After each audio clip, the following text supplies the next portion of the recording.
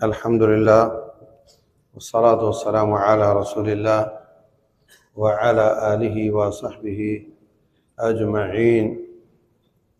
وہ خوش نصیب لوگ جن کو اللہ کے عرش کا سایہ نصیب ہوگا۔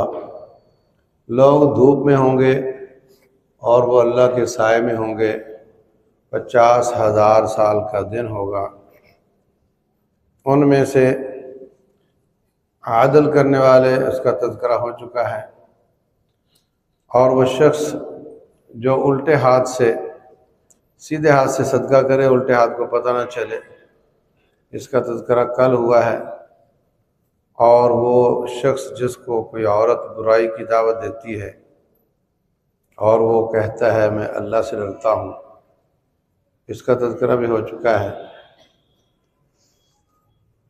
ایک شخص ان میں سے وہ ہے، فرمایا کہ رجل ذکر اللہ خالیا ففاضت عیناہ، وہ شخص جو اکیلا اللہ تعالیٰ کو یاد کرتا ہے اور اس کی آنکھیں آنسو بہا دیتی ہیں۔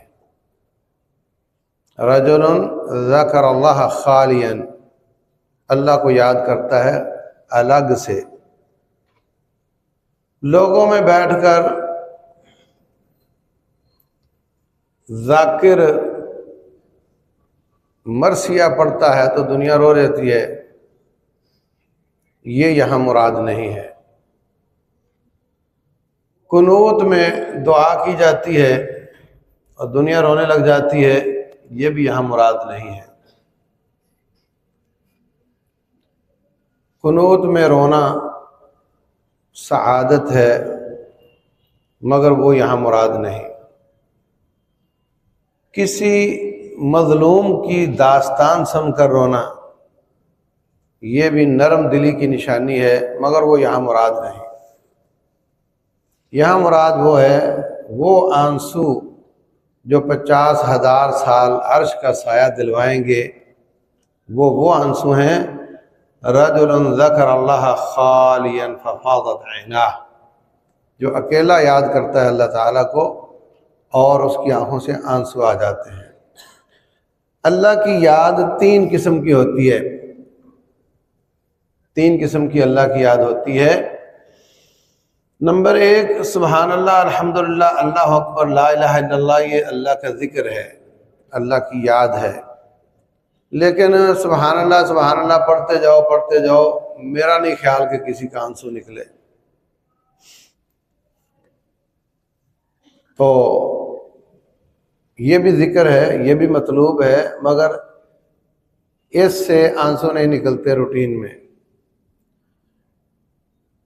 ایک اللہ کی یاد سے مراد ہے قرآن پڑھنا، نبی صلی اللہ علیہ وسلم کی سنت پڑھنا۔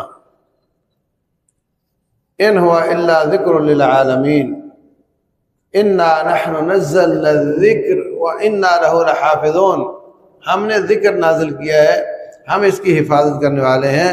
ذکر قرآن بھی اللہ نے نازل کیا ہے، سنت مصطفیٰ بھی اسی نے نازل کی ہے۔ نبی صلی اللہ علیہ وسلم شریعت کے معاملے میں اپنی مرضی سے بولتے نہیں، تو یہ دونوں ذکر ہیں۔ تو کوئی آیت سن کر رو دینا،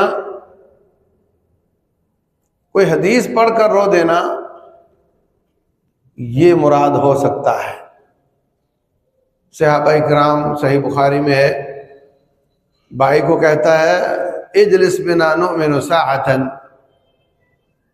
نماز ختم ہوئی، جا رہے تھے، بولے یار تھوڑا بیٹھو میرے ساتھ، مجھے دل میں تھوڑا ایمان کم لگ رہا ہے، ایسے لگ رہا ہے جیسے کم ہو گیا، تھوڑا سا میرا ایمان ٹھیک کر دو یار۔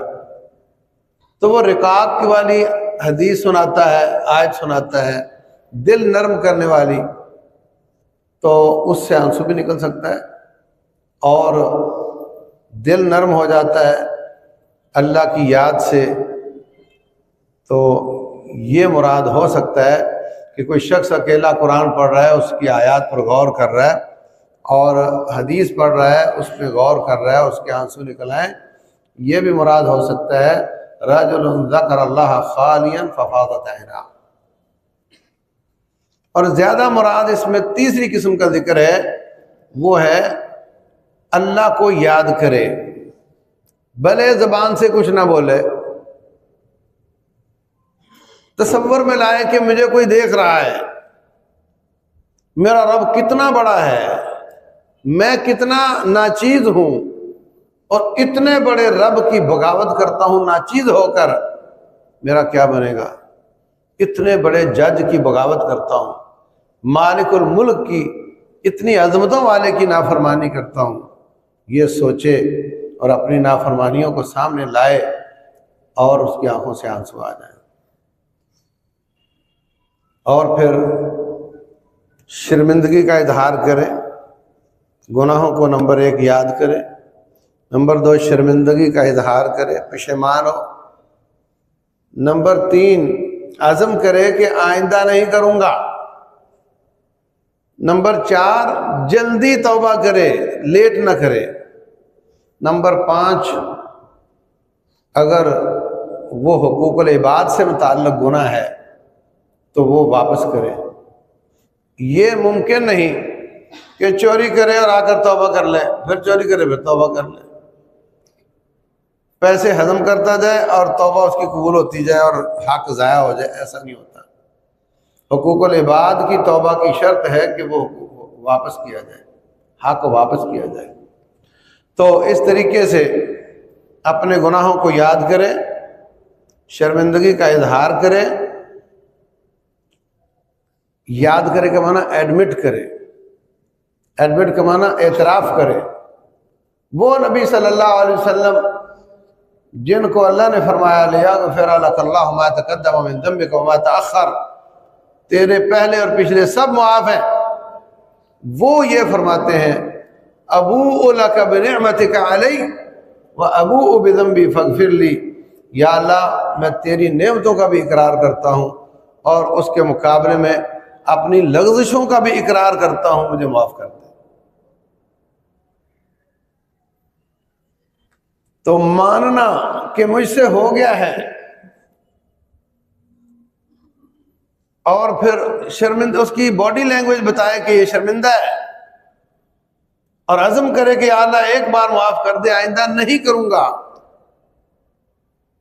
اور دیر نہ لگائے، جلدی کرے۔ انما التوبۃ علی اللہ للذین یعملون السوء بجہالہ ثم یتوبون من قریب، اللہ ان کی توبہ قبول کرتا ہے جو نادانی میں گناہ کر بیٹھتے ہیں پھر جلدی توبہ کرتے ہیں۔ وَلَيْسَتِ التَّوْبَةُ لِلَّذِينَ يَعْمَلُونَ السَّيِّئَاتِ، ان لوگوں کی توبہ قبول نہیں ہوتی جو گناہوں پہ گناہ چڑھاتے جاتے ہیں۔ حَتَّى إِذَا حَضَرَ أَحَدَهُمُ الْمَوْتُ، جب ملک الموت آ کر بیٹھ جاتا ہے پھر کہتا جی انی تبت الآن، لو جی میں اب توبہ کرتا ہوں، ان کی توبہ قبول نہیں ہوتی۔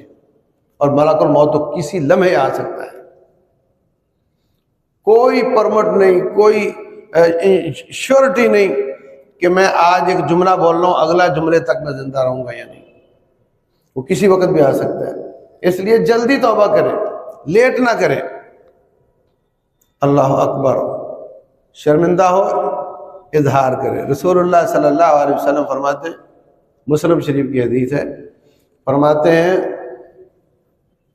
بندہ کہتا ہے رب انی اذنبت ذنبا فاغفر لی، یا اللہ گناہ ہو گیا معاف کر دے،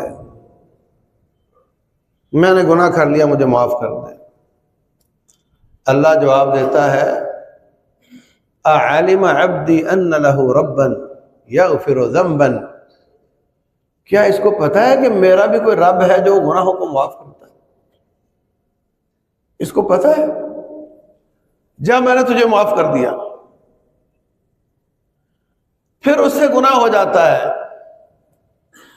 پھر کہتا ہے یا اللہ مجھ سے گناہ ہو گیا مجھے معاف کر دے، اللہ پھر وہی جملہ دہراتا ہے، کیا میرے بندے کو پتہ ہے کہ اس کا ایک رب ہے جو گناہوں کو معاف کرتا ہے؟ جا میں نے تجھے معاف کر دیا، تیسری بار پھر گناہ کرتا ہے، پھر وہی جملہ بولتا ہے، رب بھی وہی جملہ بولتا ہے، اور پھر فرماتے ہیں قد غفرت اعمل ما شئت قد غفرت لک، جا جب تک تو ایسے کرتا رہے گا نا میں تجھے معاف ہی کرتا چلا جاؤں۔ جب تک گناہ کر کے اعتراف کرتا رہے گا، جب تک پکی توبہ کرتا رہے گا، میں تجھے معاف کرتا رہوں گا۔ اس جملے کا یہ معنی نہیں کہ جا اب تو جو جتنے چاہے گناہ کر دے، میں نے تیرے اگلے بھی معاف کر دیے، یہ معنی نہیں ہے۔ اے من معاشیتا قد غفرت لک، یعنی جو گناہ کر کے تو توبہ کرتا جا رہا ہے نا، یہ کام جاری رکھے، اگر پھر شیطان کروا دیتا ہے، 1000 بار کروا دیتا ہے، میں تجھے معاف کر دوں گا، لیکن ہر بار یہ ہو کہ میں یا اللہ آئندہ نہیں کروں گا۔ اگر یہ ہے کہ آئندہ کروں گا پھر کر لوں گا، تو پھر نہ تیری پچھلی توبہ نہ تیری اگلی توبہ۔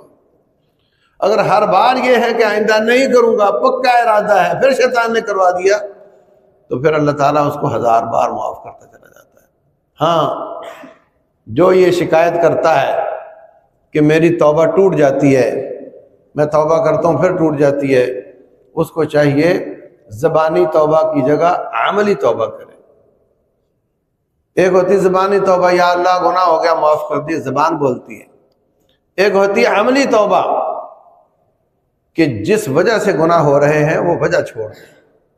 اگر اس کا معاشرہ ہے تو علاقہ چھوڑ دے، اگر اس کے دوست ہیں تو دوستیاں چھوڑ دے، اگر اس کا موبائل پریشان کر رہا ہے تو اس کو چھوڑ دے، اگر اس کے دوست برے ہیں فون بدل لے، نہ دے ان کو نمبر اپنا، علاقہ چھوڑ دے۔ یہ عملی توبہ ہے۔ جب عملی توبہ بندہ کرتا ہے تو رب اتنا راضی ہوتا ہے کہ بسا اوقات اس کے اوپر جو حقوق العباد ہوتے ہیں وہ اپنے ذمہ لے لیتا ہے اور اس کو معاف کر دیتا ہے۔ تو یہ دو عنصر بہت ہی قیمتی ہیں، ٹرائی کر لینا۔ پہلی بار نہیں نصیب ہوتے، پھر کوشش کرنا، استغفر اللہ کی کثرت کرنا، پھر دل صاف ہوگا، پھر سبحان اللہ، الحمدللہ، اللہ اکبر، لا الہ الا اللہ کی پالش چڑھانا، تو دل چمکدار اور فلیکسیبل ہو جائے گا۔ جب وہ نرم ہو جائے گا تو پھر توبہ